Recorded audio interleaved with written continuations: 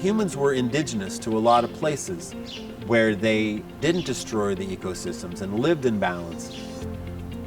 So can I live in such a manner that I am indigenous to this place, that I'm behaving in that way?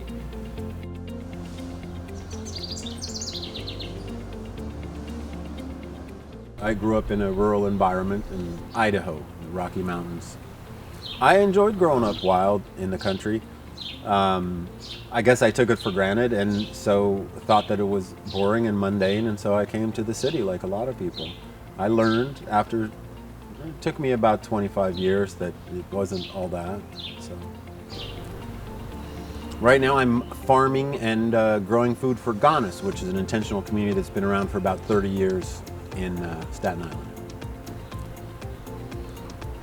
It's not a huge garden, but we can get quite a bit of output out of this. A lot of different herbs and annuals. A greenhouse built on the side of the house, south facing. So there's usually room for food in the landscape almost anywhere. Here I'm planting a squash, some more here. We're hoping they're going to trail down and everybody can do it. A lot of people are identifying with regenerative culture now, comparing to what we've done up to now, which is degenerative. You know, degenerative agriculture, degenerative economics. We have extracted all the real wealth of our ecosystems, of our rivers, of our forests, and extracted it to turn it into fake financial wealth. If we're going to survive this predicament, how we do food is central. Right now we're doing food in such a way that we're completely out of balance with the carbon cycle. The military and agriculture are the two biggest greenhouse gas emitters, and we have to stop that. The simplest and really the only tool I think in the toolbox, that's why I dedicated my life to it, regenerative farming. Put the carbon back in the soil where most of it came from.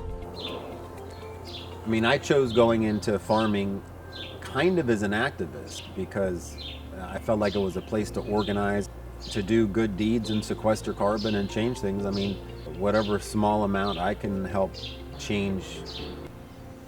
Being responsible for producing as much of your food as you can, as close as you can, is a responsibility we all have. Gonis, with their landscape, so it's trying to get as much production as we can. Also putting in perennials that we can share with other gardens and other communities and other neighbors. Regenerative culture and regenerative economics have some other kind of metrics. It's not money in, money out, but it's carbon sequestered in the soil, ecosystems rebuilt and enhanced. So when people say everything has to change, we have to start imagining what that looks like when everything changes. So getting food everywhere we can, starting here in a supportive community, then that's something.